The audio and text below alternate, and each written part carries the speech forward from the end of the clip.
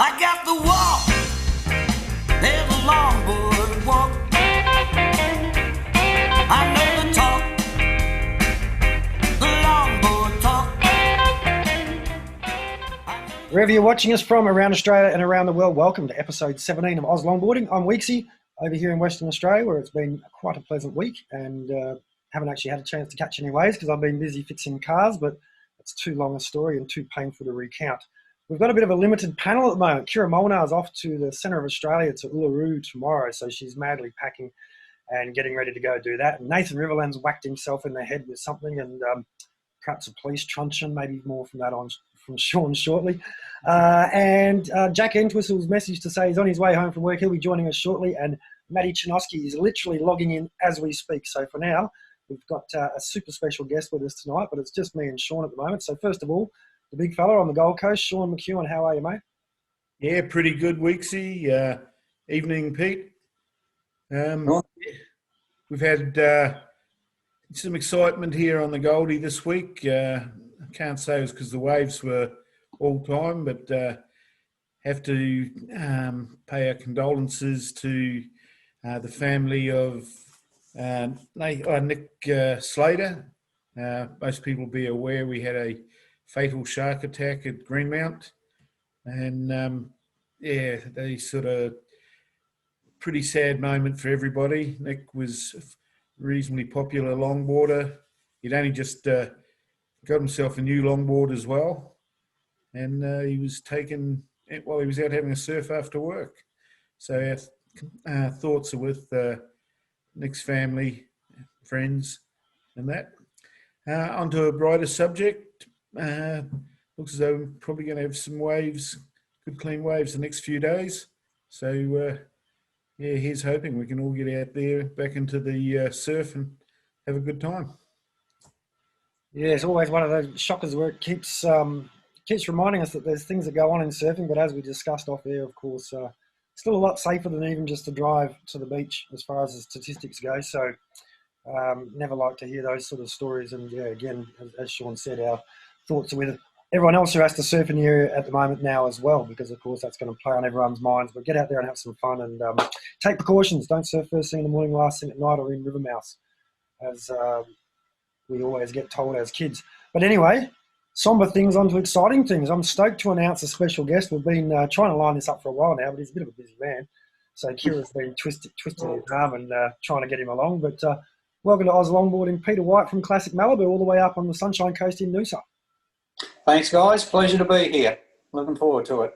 So not too much sun at the moment. We've got a bit of rain, which quite welcome. But waves predicted. Let's hope. You look well, mate. Have you been flat out? I've been speaking to a few surf shop owners running around trying to flog my wax around the place, and a few board manufacturers, and everyone seems to be smiling at the moment. It seems like the COVID's been good for the surf industry. How's it been feeling up there in Noosa? Busy. Absolutely flat out. And I'm one of many. I think everyone in the industry is doing pretty well at the moment. My intention was to slow down, but I think I'm as busy as I've ever been. So, I couldn't tell you how many orders I've got. It's manic. So, just keep chipping away, keep doing them, and just do what I do. I think it's fantastic that people are redirecting some of that money that would have been spent on holidays or other sports and putting it into the local local surfboard manufacturing industry. Yeah. But, let's start at the beginning, like we always try to in these interview type scenarios, Pete, because I've known you on and off for a long, long period of time, and obviously you're very good friends with people who I'm quite good friends with within the surfing community. So yeah. I've known who you are and what you do for a long, long time. But let's start from the beginning. Young Peter White just discovered surfing. Where were you and when was that? Young Peter White was raised on Port Phillip Bay, a little town called Seaford, or what was a little town then. My father, during the summer months, hired out wooden paddle boards.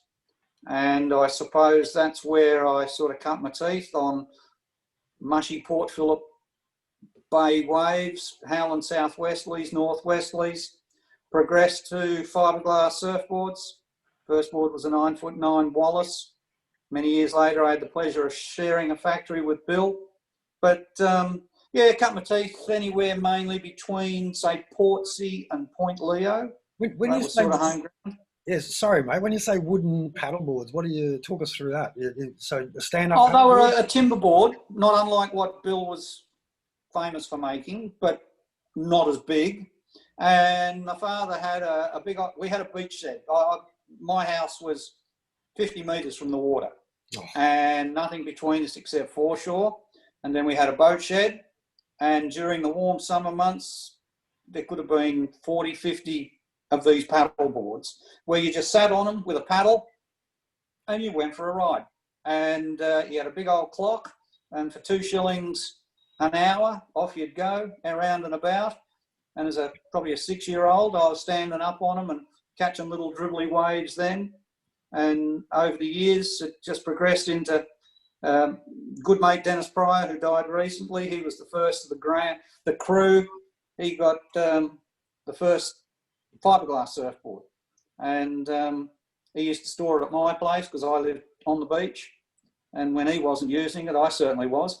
So, yeah, it bloomed into a storage shed, which at any one time, all the kids in the area, there could be 30 boards sitting in Dad's garage, not the boat shed, but the garage, which eventually I turned into a surf shop. Or not surf shop, but where I first started making surfboards. So, yeah. And I suppose I was 12. I went over to the beach one day. Massive big hunk of foam washed up on the beach. And I proceeded to shape that. Oh, God, that was mid-60s, I suppose. And knew nothing about anything. Went to the local boat shop, bought some resin, bought some chop strand because that's what I thought you used. And unbeknownst to me, oh, there we go. Oh, that's a few of the boys, yeah. That was at the old Barland factory. Bruce Fewings, me, Steve Friedman, Hackey, Dennis Pryor. He was the first of the ones that had the board. I've literally got the same Surfer Joe thongs and trackies on right now. There you go. So, yeah. Sorry, keep going. I was just flicking through. Kira's sent us through a bunch of photos. Yeah, so I thought I'll shape this board. As it turned out, it was polystyrene. I didn't know one bit of foam from another. And Chris Blogg and I glassed it only to watch it melt. And that was my introduction to making surfboards. But probably a couple of months later, it was my 13th birthday. And Dad went up to Mulford Plastics and bought a surfboard kit for my birthday, 13th birthday, which is probably the biggest regret of his life because I turned the garage under their bedroom, Mum and Dad's bedroom.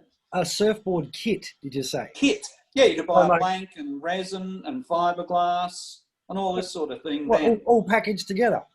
What year? Not really, no, but he managed to get it all. He's gone out and bought the ingredients. Yeah, all the ingredients. Exactly. No, I thought you were saying there was a kit you could buy. I was like, why isn't there that? No. He probably went to 5 places. Yeah. But yeah, so the rest is history. I'm still making them, and that's 50 plus years later, and still love it as much now as I did then. I'm just hoping we've got a headline for tomorrow. Peter White invented the sup. So, no. Don't blame me for that, please. Yeah, we're gonna. Oh, look, they have their place, but it shouldn't be in the ocean as far as I'm concerned. Not that there's anything wrong with that. No. But you know how it is. People like to grab a story now. As far as your own surfing, Pete, because obviously you still get out and surf at a lot of opportunities, from what I can gather. Some of the photos we've got here are pretty recent. A lot of times we've seen you over the years with a contest jersey on as well. Have you always been a longboarder, or are you a shortboard longboard, or did you change? No. Because you've been there through that period, that transition. Went through everything. Started off on longboards, into shortboards. Was heavily into shortboards when I moved first to Noosa. That was 35 years ago. And found with a young family who were keen on learning to surf, being out at first point on a 6-foot surfboard, knee high, hip high, didn't really cut it for me. Mm. And there was a couple of gold guys there then that were riding longboards, having heaps of fun. And I thought, oh, this is a good opportunity to do something. And just reversed my business from shortboards to longboards. And a lot of people said, oh, you're doomed to fail. But it just grew stronger and stronger as longboarding has. So it's really found its own place. You've been there through a couple of changes even within longboarding, so it's kind of interesting to get your perspective as a shaper and surfer who's been there through those different periods, because we've had quite a combination when we get talking to the older people. Thank you. Where Ray Gleave was on the other day, for example. He's only ever ridden a single fin, and then some people never went to the shortboard. When the shortboard came in, they stayed with the Malibu style. Yeah. So it's interesting to get your perspective. So if you're chucking boards in the car now, what does Peter White throw in the back of his surfmobile? All right. For instance, Saturday I went down with my grandson to Coolum, and I threw in a 9-1 epoxy tri-fin high performance board and a 9-3 again epoxy traditional single fin. Extremely light, but quite functional for what it is. Unfortunately, the surf was crap and I didn't bother going out. But that's where I'm at. I've recently had a few health issues, and to get me back in the water, I decided to make an 11-footer, which I've only surfed the once because I made it pretty wide. And I actually can't sit on it without it hurting me. It's too wide, so it splits me. But I'll get the hang of it again. Anything that floats, there's a 14-footer. Yeah, that was a nightmare, that thing. But it's all relevant. They've all got their place. I don't like being told you shouldn't surf at thruster. No one's really got the right to say what you should or shouldn't ride. It's whatever makes you feel good, surf it. Absolutely agree with you, Peter, there. Just tuning in again. I hope you guys can hear me now. Hey, Matty. Perfect. That 14-footer, wow. What's the story behind that board? Apart from it transitional board for a guy in Tasmania, elderly chap, and it's a crossover sup/longboard. He surfs a little place mainly called Clifton in Hobart area, and it's a lovely little left and right hander, and yeah, he just wants a lot of fun. So I guess freight would have been a little bit of logistical nightmare on that board. At that time, I was very lucky. I had another friend who's actually staying with me tomorrow night. He was going back to Hobart with his speedboat on the back of the car, and we strapped it on that and it got there. So, yeah. Unreal. What I was going to say earlier when Weeksy introduced me in regards to the history aspect, is there anything from the old Mals and I guess stuff that you were experiencing earlier on in your career that you've brought forward to this modern era? I know Jai Lee's boards in the early 2000s were very unique and they served a purpose probably better than any other board with nose riding. But did you bring any of those attributes from the 60s forward and combining it all? Probably doing that more now than when we were doing boards with Jai. There's no doubt about it that everything old is something new, and we take various adaptations of everything to what we're doing now. But I guess right now, look, I've got templates there that, one I got off John Medill. Beautiful template off an old board. He had a locally made thing back in the day. Just the curves, the rail shapes, a little bit more rolled bottoms on some. Again, there's nothing in concrete to say you have to do this or you do that. It's whatever floats your boat. And I try to adapt to the person. I do more custom work than I do stock work or wholesale. So you get a bit of a rapport and you know the person and how they surf, how they might want to change their style. So whether you increase a bit of tail lift or a bit more hip, move a fin, suggest a bit of fin placement, things like that. It's such a combination, as you know. Yeah, that's terrific that you talk about those design elements and that you're actively. Oh, it's just cool to hear a shaper talk about that stuff, because so often it's just fused into a model. And I've seen your boards for decades as well, and Bob McTavish, the boards that I ride, he's always innovating. Even into his 70s, his performance is his aim. Doesn't matter what board it is, he wants to make it go better for each surfer, and always tweaking and thinking. And to hear those key words is tremendous. And your team riders are very lucky to have you there to be able to talk to them about stuff like that. And that leads me to the next question. I don't know if you guys have covered it, but who are the team riders that you've had in the past, and who have you got on board now? Who are some that really stick out in the past as well? Well, God, there's a list of them. I mean, we've had some great riders over the years. Sorry, Pete, we've had a couple of world. Sorry to butt in, mate. Just remember, Kira works on this show. Yeah, all right. Well, at the moment, she's well entrenched with our team and doing wonderful things. She's on the ladies' tour with Catherine Hughes. So they've been with us for quite a while, the girls.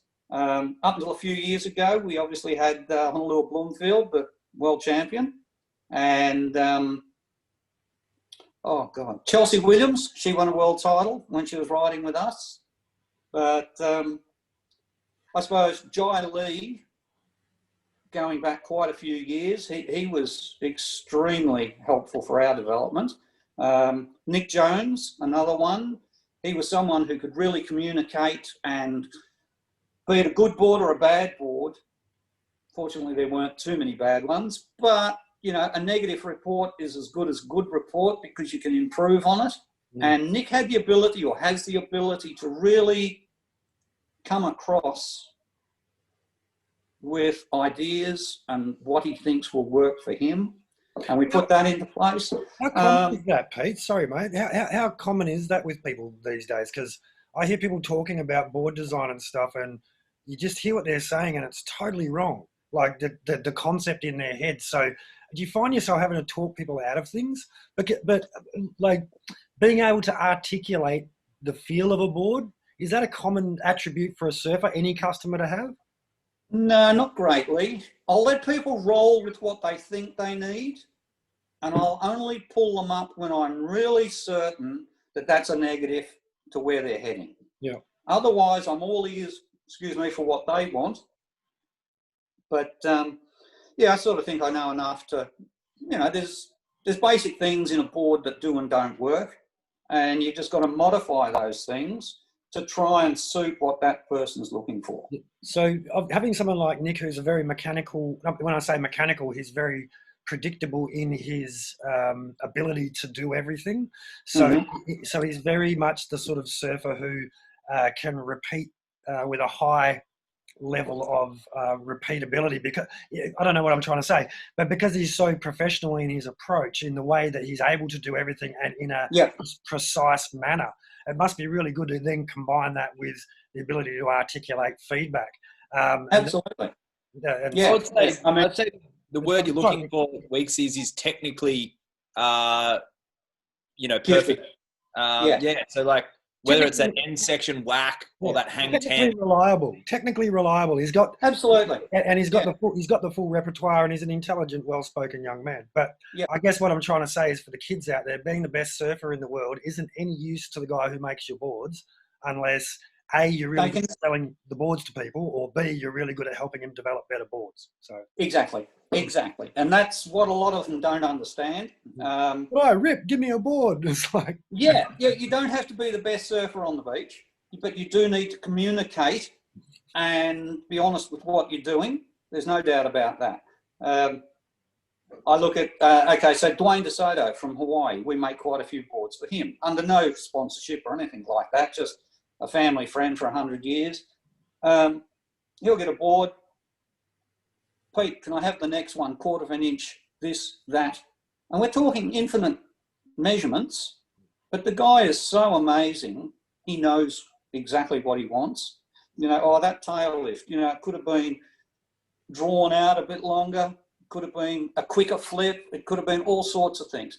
He can relate back to his shapers whether it's me or whoever he's using at the time, exactly what he wants. And ideally, we give him what he wants, and everyone's the better for it. He's a And, champion of a man to have as a friend as well, Dwayne. He's such Oh, absolutely. Yeah, lovely family. Yeah. We got young Riley Thompson at the moment. Now, he's a very newcomer for us, for the professional side of surfing, just cutting his teeth. He did well there, 2 weeks ago. Yeah. The Kira Classic, he took out 2 divisions in that. And I think he's just starting to understand equipment and what changes can help him, and sort of get across to me what I can make for him to improve his surfing. I think he's a fantastic test pilot. Yes. Watching him at Noosa this year a lot in the different divisions.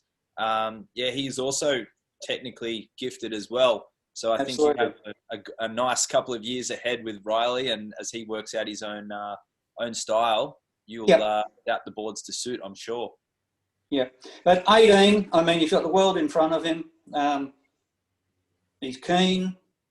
Like you say, he's quite articulate. He's just starting to understand equipment, and give him another couple of years, he'll be quite a force to contend with, both in a competition, but from an input point of view, for me, I'll be happy. On Nick Jones, before we were mentioning, his boards and his tweaks, he was running those mid-board channels. I'm going to get technical here. It was in the middle of the board, and he was I was playing with bevels and channels and things at a similar time, but in a different concept. And I saw Nick had a board. It was a high performance board, but it had the belly channels, and I love the concept because we're talking about trimming and how it straightens up the rocker, and he was able to still have a high performance board. Because I was always amazed at how Nick, and still when he surfs now, I'm sure, but I don't see him as much, obviously because of COVID too.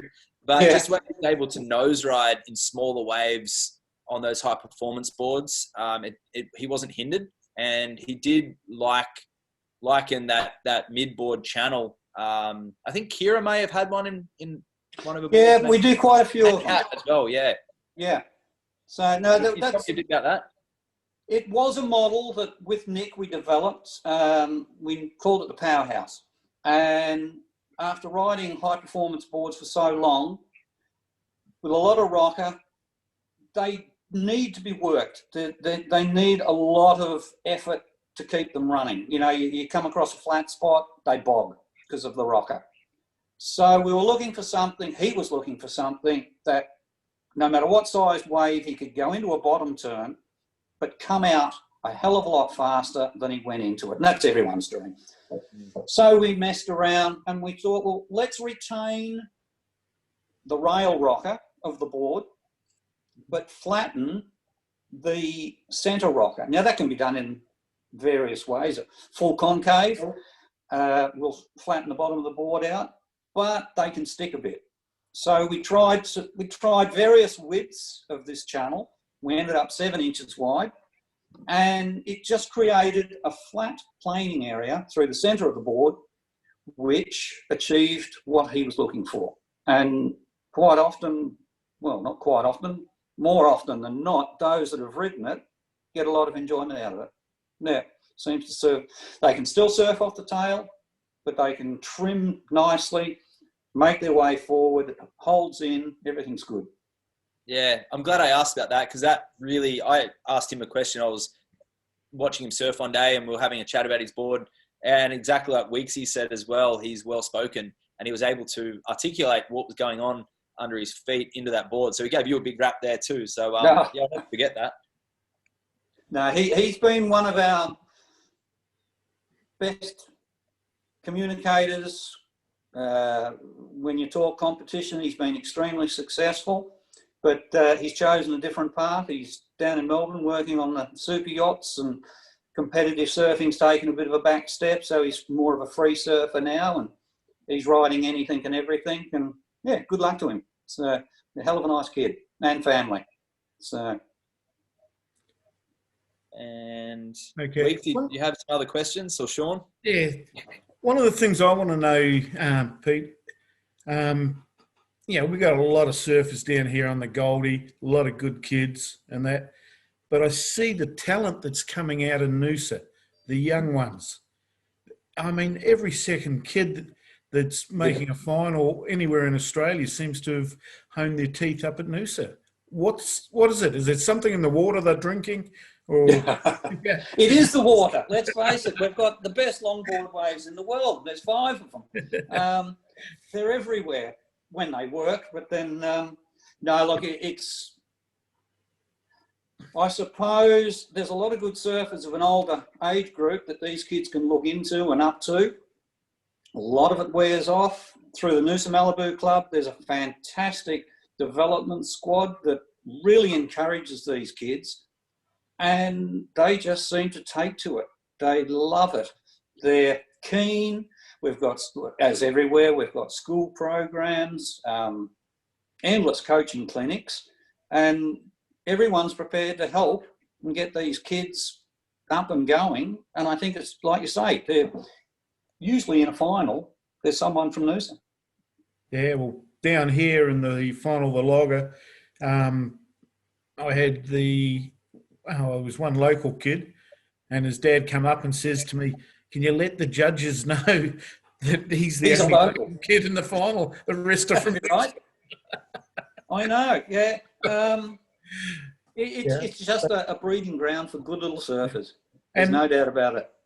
And we've got, to be honest, apart from myself making boards here, we've got some great craftsmen up here, and we're all doing our own thing. And hats off to all of them. They're putting in, they're pushing boundaries with design, their designs, and everything works. So, I'm not critical of anything that any other shaper does, because it's their style, and that style might suit someone else. So they've got a lot of choice as far as equipment goes. Yeah, it's a good point you say that. Sorry to interrupt, Sean. But yeah, you're right. That Sunshine Coast has got some young talent and some older respected shapers as well. And it is a bit of a melting pot for surfboard design. And you're right. They're all different. The ones that come to mind have all got their very unique, very, very interpretation. Unique national goes as well. Yes. Including yourself as well. So that's, it's really cool that you guys are not only with the surfers, as Sean said, at the top of the game, but I would easily say that Noosa, as far as longboard shapes go, is, probably... It's pretty on the mark. Yeah. We're not surfing Hawaiian waves, so our boards, don't reflect that style of size or anything like that, or power. But from Caloundra to Noosa, man, we've got some really nice work happening. And hats off to all of them. They're giving it a good shove. And like I say, we're all interpreting a 9'6" board differently, be it weight, bottom shape, fin, who knows what. And you've got the opportunity as a young kid to borrow a board off someone who's riding that or this. And this is where everything sort of flourishes, because you've got the chance to do it. And that's been happening for a long, long time. Yeah, sort of when we look at the history of Australian surfing and the fact that Nat and Bob and all the crew, and Rooster and all that, were all up there back in the 60s. And utilising what Noosa produces in the way it's a great testing ground. Oh, mate, and it's still going on. I mean, that's just awesome. I mean, you can do more turns on one wave at nationals going than probably 20 waves on the Perth Metro beaches where I learned to surf. Definitely. So just by having that repeatability must be perfect for honing your act. So in much the same way as we're talking about feedback, even just yourself being able to jump on a board, at what stage did you realise that, okay, now you know what you're doing? How far into it were you when you wanted to achieve a desired result, you could translate that to a form change that gave you the feature change you were looking for? To be honest, that's just continually evolving. If if I could Don't- say don't there be was a humble. certain... You know what I mean? When you No, first making boards, no. you're guessing. Look, You know, if I said to you we make now, a lot like, of different models. We Yeah. make high performance boards, we make mid-range, we make logs, but there's nothing to say none of them can be improved. All right? It's, yeah, I suppose if I had my absolute wish list, I would probably just shape boards, not so much for customers or shops or models. I would just create and create and create and change and change and change and find out how much better that goes or how much worse it goes. well, I've Yeah, got 2 designs I want to get made as a longboard. You sound like you might be the man to give it a go. well, I've got a friend in Andre Desirans from Hawaii. He just got in touch with me last week. And he's looking for a new board. And we were doing him these very soft double flyer swallows, which he loved. So now he's come up with this really, I'm not saying new concept, but real edgy, high performance boards, by the way, accentuated flyers into heavy, deep swallows. I mean, so far removed from what he's been writing and what I've ever made, but all of a sudden I'm excited thinking, wow, there's possible merit in this. Let's give it a go. And I said, look, I can make your board, no problems. The biggest problem is getting it to you. Boards going to Hawaii now, you know, it's hard work getting them there. So, however, yeah, but getting back to the original question, when did I think I'd sort of nailed it? My eldest son, I mean, from the point of view, you know, Brett, my eldest boy. Yeah, Whitey, yeah. Yeah, well, I mean, I suppose the year he won a Queensland title down at Greenmount, that for us was pretty earth-breaking. You know, he was riding something different then, and it worked. And he was up against everyone in those days. So, yeah, we can go back a little while and say things started to happen in the right direction, but I've never left it there, put it that way. Yeah. It's always evolving. Yeah, look, I know. All I was really getting at was that when you make your first few boards, you're kind of guessing a little bit as far as, and it probably applies for the first few hundred boards, I guess, where it gets to the point where if I say to you, I want the board to do this, you've reached the point where you can kind of go, oh, I can make it do that because you've done it that many times before. Look, I was, as a young man, boy, yeah, things weren't real good. I mean, there were some dogs come out, there's no doubt about it. And that's just a learning curve. When did it really start to focus? I was lucky enough, as a young boy, in those days, the local legend, Phil Grace, he moved a couple of 100 metres up from my house. And I went up to him and said, introduced myself and said, look, if you want someone to shape sweep floors, do whatever. He said, you can start now. He was a huge guiding influence, and he was the one that really got me on the road of how boards work. You know, it's not just getting a blank and shaping it. Contours, rail thicknesses, volumes, all that sort of thing. After that, I was lucky enough to, I got married and we went to England, and I worked in Devon for 3 years. And that time it was Europe's biggest surfboard company, Tiki Surfboards. That's where, through John Hall, the main shaper, I really started to find my feet, shall we say. You know, I could look at a board and go, I've got to refine that a bit. It needs this, it needs that. And John was extremely good at that sort of thing. So you've had a pretty idyllic sounding childhood. I'm sure there was bad parts that no bad parts. Always is, but having a little beach shack on the beach and Dad's got his high boards, that sounds incredible. And it sounds like, well, I can understand why you've got a smile on your face. But I want to speak to you a moment about for a moment about adversity, because obviously things are sailing along. Like I say, Brett's won the Queensland title. You got your board business to you make it. This is a real thing. It's not just a messing around in the backyard. But then I'm gonna go back to my photos again, because I'll have to skip through a couple, it looks like, but all of a sudden you had a bit of a calamity. And so We had a huge hiccup if you're thinking about the fire. that's what I was getting at, yeah. Yeah, I figured that. This one here. Yeah, there it is. Yeah. We lost everything. In fact, the only thing, and that was that room that you can see there, was the remains of my shaping room. I managed to retrieve 90% of my templates, some of which dated back so far, it was incredible, and my 3 electric planers. Other than that, everything else in the factory went. We lost near on 400 boards of second-hand, new, retail, boards in production. I couldn't tell you how many blanks up in the ceiling. Yeah, that was quite tragic. Whoa. But from that... Oh, there's a shaping stand there, just yeah, right in the middle there. Look, in those days, we were turning out a lot of boards.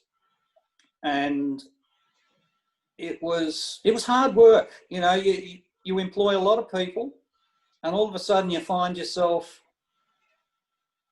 working more for them, keeping them employed, looking for work, and you didn't realise just how much of your time wasn't devoted to the surfing or the surfboards themselves. And when it happened, we had a few months off and we breathed a sigh of relief and thought, look, let's change our lifestyle. And we took a backward step, which resulted in a bigger backward step because 3 years ago we sold where we were in Sunshine and moved out here to Yamundi on 3 acres, and it's just the most idyllic 3 acres you can imagine. And my whole concept then was, I'm just going to make a couple of boards a week. That'll do me. And unfortunately, it hasn't happened. As I'm just doing more and more and more. And that's the reality at the moment. But now that you're out at Yamundi and it takes you a couple of minutes to get to the beach, are you more likely to check a surf report before you get in the car? Or Absolutely. yeah. But our retail store's in Noosaville, so it's 15 minutes from home. The beach is 20 if I'm going to Noosa, 15 if I'm going to Peregian or Coolum. And yeah, it's ideally I should be surfing a lot more, but I'm not. It's great that I love doing what I do. If I didn't, I wouldn't work. But yeah, it's just the way things have gone. I've tried to keep it minimal. Our export orders at the moment are just ballistic. We've got 4 overseas orders on the books right now, totaling, I'm going to take a real stab in the dark here and say between the 4 of them, there's upwards of 180 boards to do. And that's not including local stuff. Is that new retailers taking on board, or is that just replenishing? This is export to agents in various countries. So for someone who wanted to do a couple of boards a week, it just hasn't happened. I'm starting to embrace a little more of the shaping machine side of things because I prefer to shape a blank than I do a pre-shape. You know, they're pretty mundane, basic, rub and back, end of story. Yeah, you can do a week's work in a day sort of thing. But the satisfaction's nowhere as good as just grabbing a lump of foam and making something. So we'll just chip on. That's all I can do.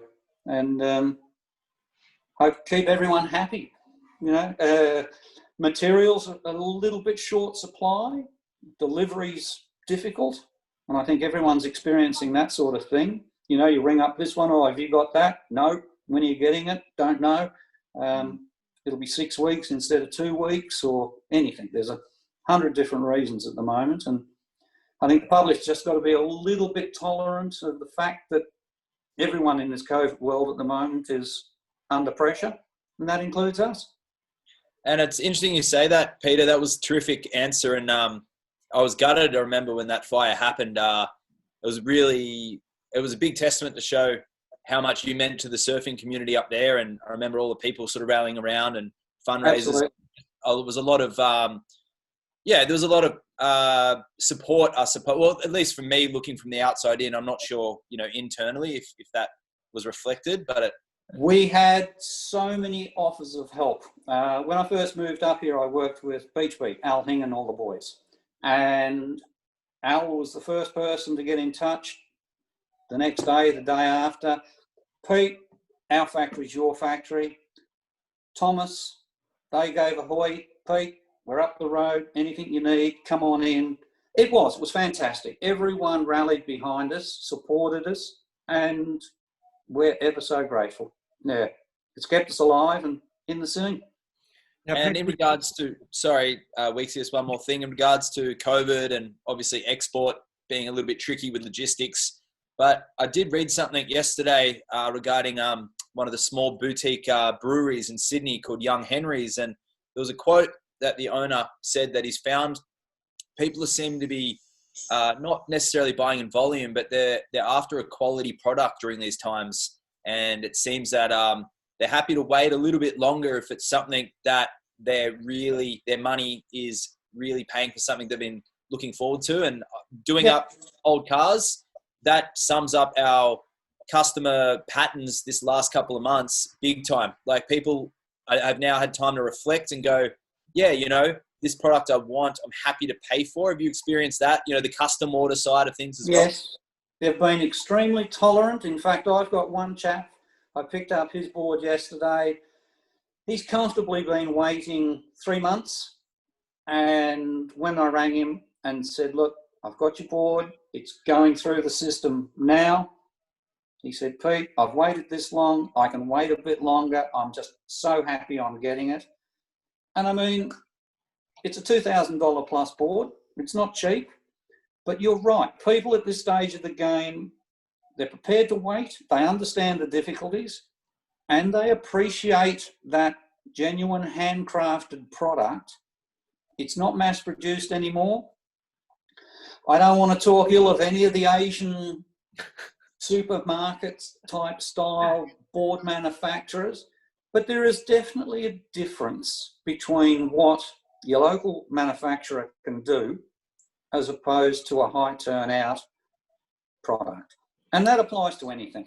So you with your custom cars, they're unique. Yeah, and that's what people, I think, are valuing more than anything these days. Yeah. And you've just got the basic fundamentals as well. Like there's people in WA who every year go to Bali for a couple of weeks. In the wintertime. You can't go this year. So there's there's a couple of grand you're going to spend on airfares and accommodation. Oh, I can get a new board. I can get a new wetsuit. I can get and wetsuit sales in WA have been through the roof, Whitey, because obviously apparently so. Yeah. A lot of people are never here for the winter. They go somewhere else. They go up, they go to India, they go to the Maldives. They stay away when it's cold, but because they're here, they have to get a wetsuit. So they've got to rug up. Yeah. I think there's that. But I know probably as well that it's brought forward a lot of purchases. So at the back end of it, there may be a little bit of a catch-up period. But it's funny you mentioned Andre Derazans. He's a really good mate of mine, actually. I met him many years ago. And he rang me before the Noosa event the year before last. I think I was going to fly over to Hawaii and film him surfing in Hawaii and then come down to Noosa with him. And he was all so excited because Peter White was going to make him a surfboard. And so, we had about 5 there for him at that time. yeah. And I know he even had a couple from you this year at Noosa. But yes, Andre, like I say, being from Hawaii, which is not the peaceful rolling point break waves that you're used to shaping for. It's great that you're able to obviously shape for a wide range of conditions to suit those surfers. But as far as the criteria in surfing has gone right now, or the focal point of the criteria in competitive longboarding, are you finding that your average longboards change because of that? Obviously, sort of separating, you've got competitive surfers, obviously they would have definitely changed. But as far as the overall mix, are you finding it's definitely going more towards that traditional style now? That's what everyone wants.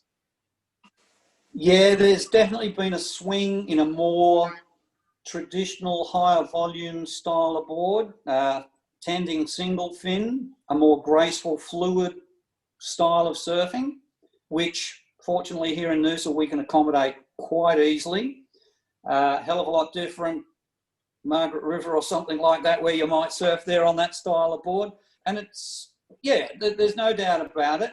When you look at the competitive side, it's drifting a little bit in that direction.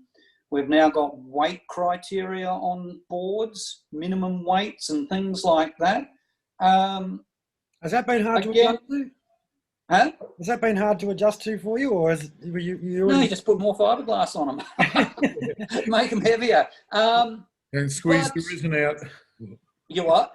Don't squeeze the resin out. No, exactly.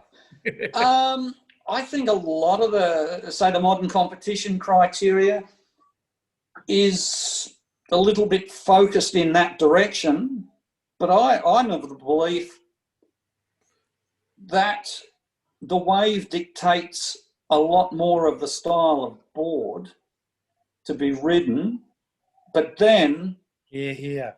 you've got the criteria where they're looking for smoother transitional movements, not the high volume wham bam thank you ma'am type thing. But I don't know, I don't surf contests, so I just make boards for people that do. And I'm quite happy that, well, I'd be a lot happier if there was a stronger competitive or, competition scene. All these struggling surfers going out there and spending money going overseas and that, it's a hard call, usually for mum and dad to pay for it. There's not a lot of sponsorship in longboarding.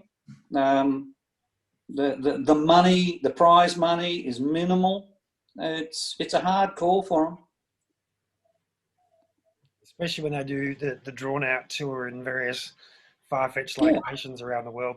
It Absolutely. may come down to who's got the best bank balance rather than who's got the best balance on the board.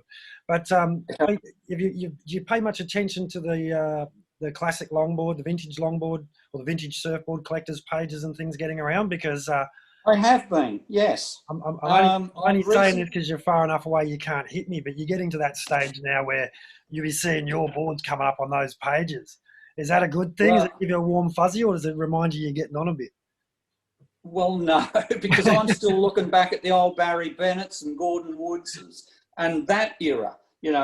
My era is well after that. So I don't take a lot of notice in that. No, my love is the super old ones. I recently did up a Barry Bennett, and looking at the stringer, it was number 54. So I thought that was quite nice. And we had a show and shine down here at Alexander Headlands, let's say a month ago. And some of the old Haydens and different boards like that, they were just priceless. The lines on them. I walked away with reams of fin templates and things like that I'd stolen off some of these boards. They were just beautiful. Yeah. Fins I like. I like playing with fins a lot. And to see some of these boards, which I'd never seen before, unique. Old Wolsleys and things like that, just magnificent boards. Some had real doggy rails, but plan shapes were beautiful. Others had the opposite. They had a pretty ordinary plan shape, but beautiful refined rail. So, you look at it and you go, if I can combine that with that, I wonder what that'd go like. And it's been done 100 times before, but maybe not by me. And well worth a try. I think that's the beauty of it too, because Wigsy, I know you're just from your background of shortboarding and living where you do. Obviously, performance-based longboards are just a sensible choice for you more often than not. But you got to remember the peak longboard era existed from 1964 to 1967, and those boards you're looking at the Queensland Old Mail titles, Pete, it's crazy that there was so much evolution from 64 to 67, and then it stopped. It just stopped and went short, and they evolved in such a short period. And I think now with the traditional longboard stuff making an international resurgence, it's been happening in California for the last 20 years slowly. Yep. In Australia, it's really picked up steam in the last, say, 5 years or so. I know when I first sort of started longboarding, that's why I got into it. And there was there'd be a handful of single fins and from first. You're a point to minority. Yeah, during the festival between First Point and Tea Tree, there'd literally be a handful. You know Yeah. the guys I'm talking about, and that'd be Thomas, Matt Cudahy, Jai, Jacob Stuth, Tom Wegner, and myself. You got it. Yeah. And that was it. And it's really cool to see that transition. But Weeksy, I think it will slowly go back. It's going to take a while, but as the WSL sort of regain its feet with longboarding, create a marketable product that's got some highlight reels, which unfortunately with the waves hasn't been ideal in the last 2 years, even with the amount of money we spent to get to those locations. I think we'll find the consumer taste and the people watching this product will adapt with their equipment as well, because it is boring to ride for myself anyway. And I am a traditionalist, I guess you could classify me, but I do not ride a single fin longboard more than 2 or 3 times in a session. I'll want to go surf somewhere else. I don't surf a longboard when there is shortboard waves to be surfed. Yep. And I'll certainly not surf a shortboard in anything that's under head high. It just doesn't make sense. And I've also got big wave longboards, high performance boards. It's just whatever you're feeling. And it's really cool that there's still shapers like yourself, that hand shape, and that the talk about the rockers and the rail lines brings a smile to my face, because you guys are the people that will ignite that change, and that new generation who are able to do things with your hands, not just on the computer as well. So thank you, Peter. And I think longboarding's evolution has just much to do with you guys as it does the actual surfers. Absolutely. I agree 100%. Yeah. Your feet are in our hands. It's as simple as that. And you go with the times. Like you say, there'll be possible transition back to a more performance state, or it will incorporate it in a contest scene, maybe more. Who's to know? We're at the. I think you hit the nail on the head. It depends on where they hold them. The board, yes. the wave determines the board, and if everyone rocks up at a, I don't know, barreling coral break in the Maldives on a big pig-tailed single fin, guess what? I'm going to go. It's going to be difficult. I'm going to go better on my hard-edged thrusters. Quite possibly, yes. Yeah. Of course, you can kind of determine but I don't know. I just thought it was interesting that obviously the whole competitive longboarding world has had to go out and change their equipment, as well as how they approach the wave. The people who don't compete, that's what I'm interested in. Have they changed their perspective because of what the cool kids are doing?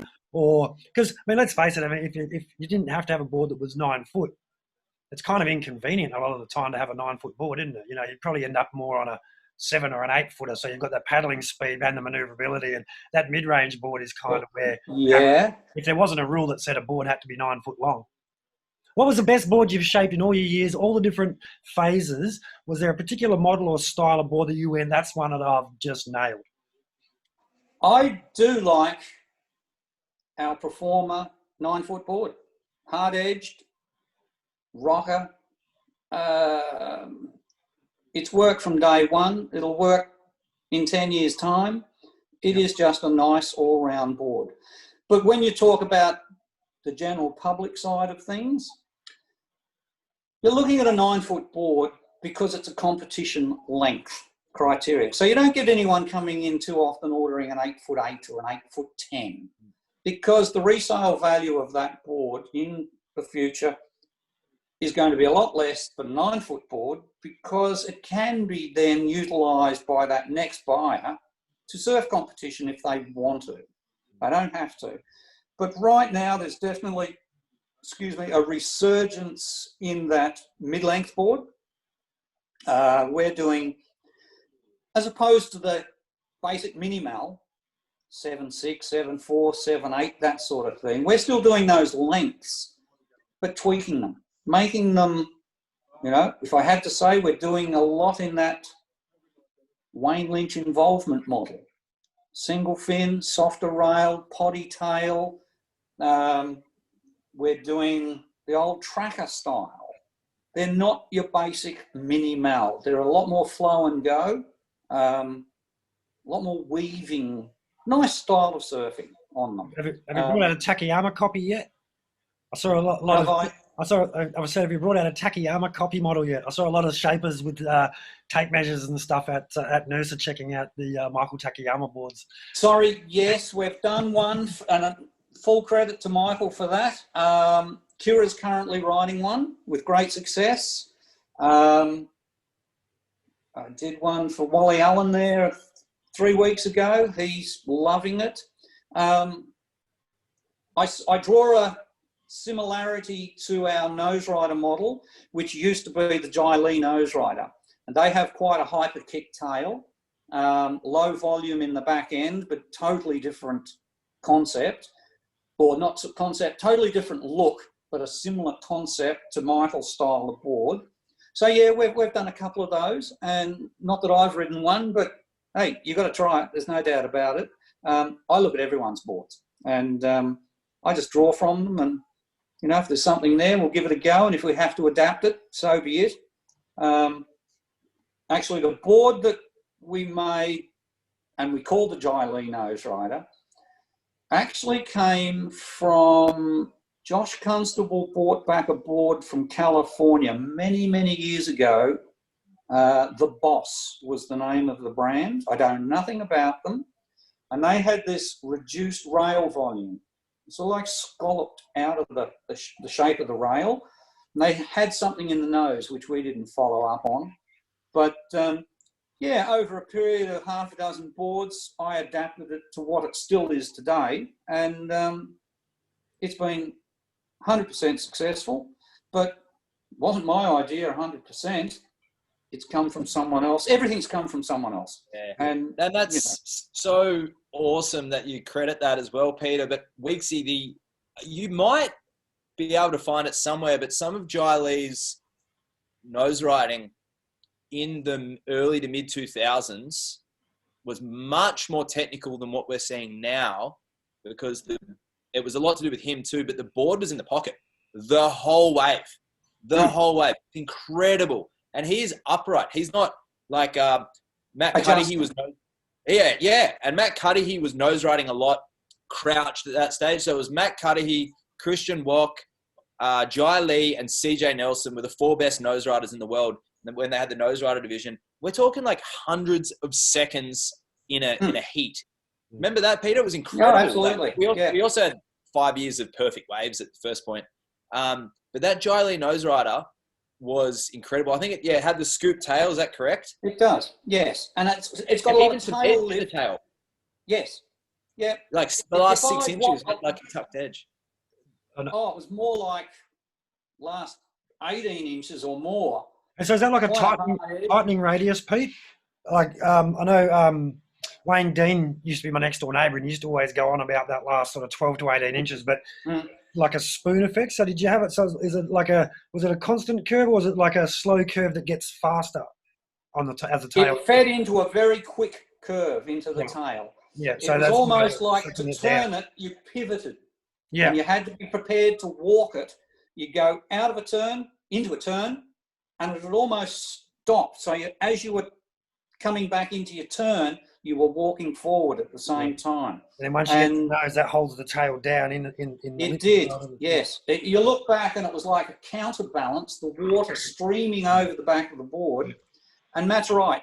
You look at Jai then, and now for that matter, his ability to put those boards into the pocket from start to finish was incredible. He could just perch there upright, and the board was in a critical position, but he could maintain it so nicely. Yeah, and like I say, I'm not 100% saying that I developed that. I'll go back to this Boss model, which gave me a lot of influence and inspiration, and put my slant on it.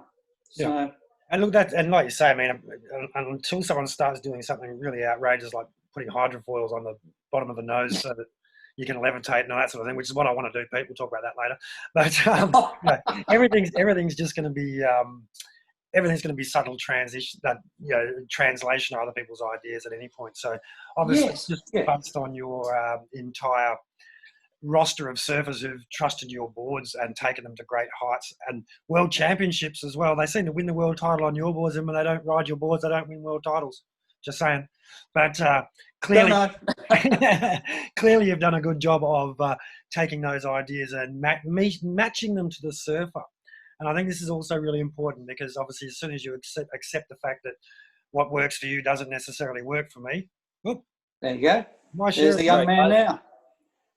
Oh, sorry, this is the wrong clip. I had It Jai could be. Lee on one of your boards just before. Here it is. There we go. This is Jai in 2009, which would have been on your board. Click the full screen. So this is on a classic Malibu Jai Lee nose rider. I'm pretty sure. Would I be right in saying that? I'd say 100%. Yeah. And he used to do all his artwork on it, and That's him. yeah, he was. Yeah, that was pretty good era for him. Absolutely. Yeah. And There so he is there. did he always keep Adjusting. riding the same sort of boards, or could he do that on any board? Oh, He he's was a right a fence paling, to be honest. Yeah. But He started on high performance boards. yes, yeah. Wow. I made the first board based on the Boss for myself. I probably had 4 surfs on it. He borrowed it. I didn't see it again. And from there, we fine-tuned over a period of 4 or 5 boards to get where we still are today on that board. Yeah, it really has. If it's not broken, don't fix it. And that's one of those boards that works like that. So, yeah. Had a great relationship with Jai. In fact, he was with us since he was probably 12 to God knows how old, and just still a good family friend. Yeah. A terrific kid. We've given some raps to some terrific surfers tonight. No, well, they deserve it. Yeah. You know, they can make me look good. Yeah. Just to change the topic a little bit, one of the things that we've had happening down on the Goldie during this COVID period is a lot of crew are going, oh, I want to learn how to shape a board. They seem to be everywhere. I wondered if there's any quick or short advice you can give to people that are looking to shape their first board, their longboard or whatever. Oh, look, don't go near a computer. Don't get a computer shape. I can train a monkey in a day to dust off surfboards. It's as simple as that. Don't be afraid. Go to your blank manufacturer, get some reject blanks, get a nice planer, and just whale into it. It'll take 5 or 6 boards before you really get the feel of your planer, what it can do, what it can mess up, you know, how deep you've got to make your cuts. It is trial and error. There's no doubt.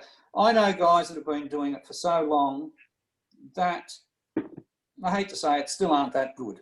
You know, they just haven't got, if it's a gift, if it's something, I don't know.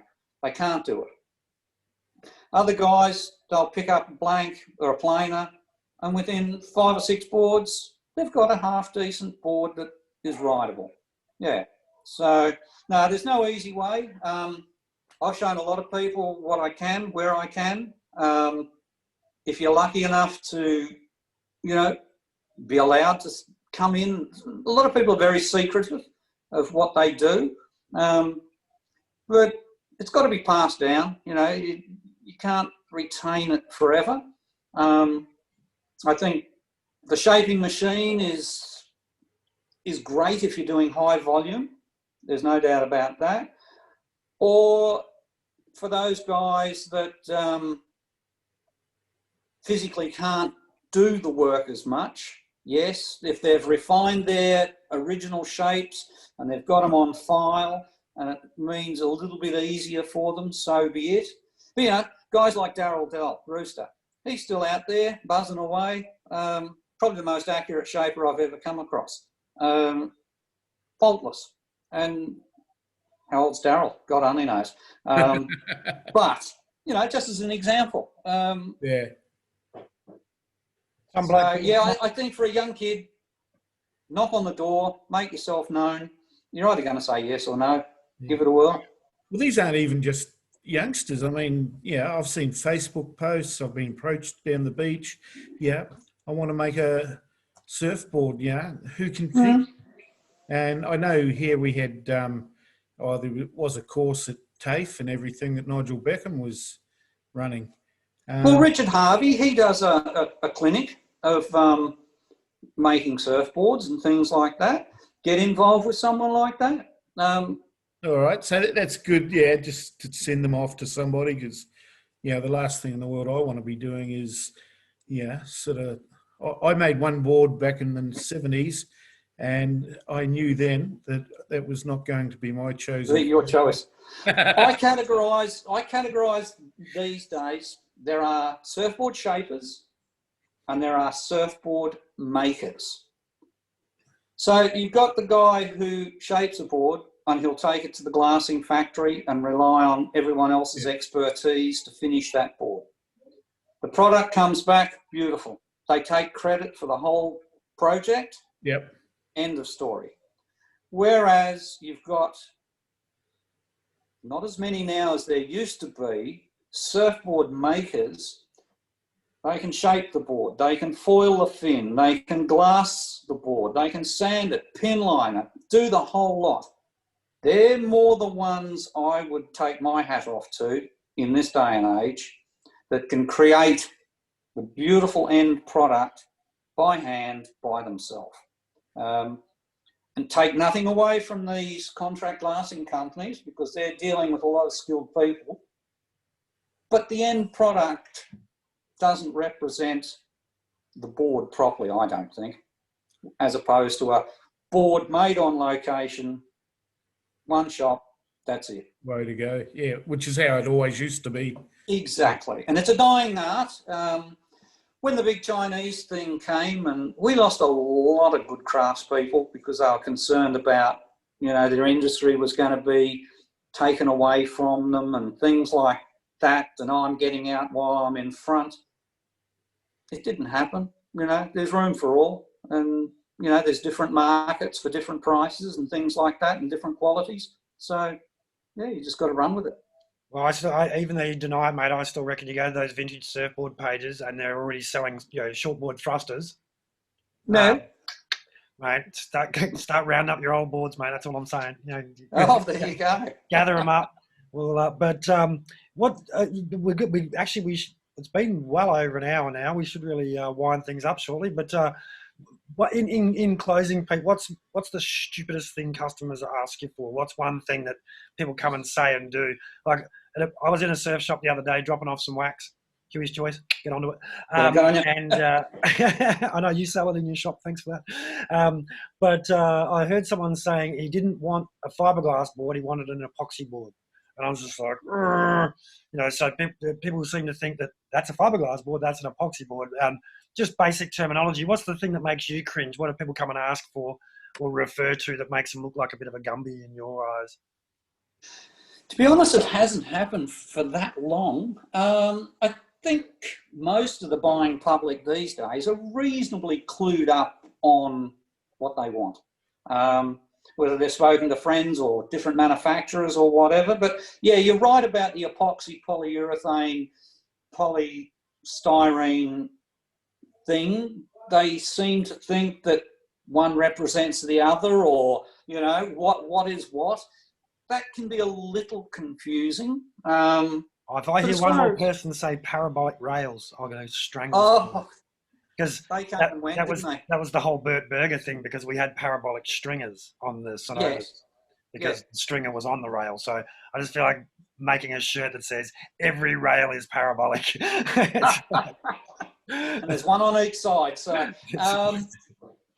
no, look, to be honest, if someone does come in with something a little different, I'm all ears. And if it crosses the line between what I know works and what I doesn't work, I just let them know. Charge an extra 100 or 2. No, I want them to walk away happy and ride the board and come back and buy another one 2 years' time. No, I always try to give them the right advice. In fact, my wife, Janet, Kira, they're all pretty good when it comes to making people happy. We don't get too many complaints. So that's the main thing. Well, I must say that 14-foot board you showed at the beginning when I logged in, that would have been a mission to get it proportionally right. It just was. the sheer length of it. And it was weird because it looked 14 foot compared to you, but as an outline, it was all in proportion. So you did tremendously there. So you obviously knew it. Do you have to make your own blank for that or what? That's like, how on earth do you find a blank for that? It's actually polystyrene, Okay. and you can buy that in huge lengths. Whatever. So, I've got lengths in the shed 20 foot long. So I used to do a lot of the stand-up racing paddle boards for the Molokai Challenge. They were 18 footers and things like that. But you need a big shaping room, which I don't have anymore. So The blanks hanging out the door. we did at one stage, believe you me, Sean. I had my son hanging on one end and me playing and dust in his face as I'd walk by. Oh, it was shocking. So, Well, we'd better wrap things up. What's coming up for the show next week, Sean? I think we'll do a panel discussion on who we think the best surfer, male, female, and logger has been over the last 20 years. So, Ooh, what? pretty Male, wide female, and spectrum. logger. yeah. So, yeah, it'll be up to the panel to decide who they think they've seen that's been the best in those three divisions and tell us why, and just, make it a bit interesting that way. Well, Matt Kay's jumped on and he reckons you've made him some legend boards, Pete. So everyone's just arriving now to watch the show. They've made it for the last 5 minutes. Everyone's got That's good on you, Matty. It's daylight saving just stopped or something. But and even Robin Harvey's joined us from Crescent, legend. But I don't know. I guess is this your missus hacks into your Facebook page? She's saying dinner's ready, lobster tail and caviar. No, I wish. Baked beans on toast. And a big good evening to my mate Peter Neville as well. Old Naughty's logged in too, which is great to see. So any closing words for our viewers, Pete? Because I know a bunch of people are going to watch this on the YouTube version as well. Is there anything you'd like to say to the longboarders of Australia and those who've tuned in from around the various parts of the globe? Just enjoy what you do. I hope it all gets better for everyone. I hope there's a stronger competition scene for those that really want to follow that direction. It's sadly missing. However, look, talk to your local shaper, take their advice. Yeah, that's about it. I hope everyone gets through this COVID thing pretty easy, and all the best to everyone. And Thanks Peter, for having me on. how do we order a board from your? I'm not, but if anyone's interested to chat, how do they get in contact? Classicmalibu.com. Email us. It's easy. Yeah, there's no problems there. We don't do a lot of wholesale work. But, Drop into the showroom. Do you have a showroom up there? We do. Yeah, sorry. Yeah. In Noosaville, shop 337 Project Avenue. Yeah. So come on by. We'll help you with what we can and set you on the right path, hopefully. And make sure you grab a block of Huey's Choice Surf Wax while you're in there. Well, you get one of those free with every board. Oh, excellent. Fantastic. Gotcha. Actually, while I've got you, Pete, are you using the warm up there this time of year, or do you get warm? Do you use the warm wax, the orange one? Yeah. Yeah, all right. Yeah. Just checking. I noticed that a certain famous WSL commentator is using our cool wax in winter over in oh, actually, no, I guess it's summer over there, isn't it? That'd explain it. Over in the UK. Oh, there you go. I think it's funny how we convince ourselves that, it's cold, but look, relative to somewhere where it's always cold, it's actually warm. Cold. So, No, we're pretty lucky.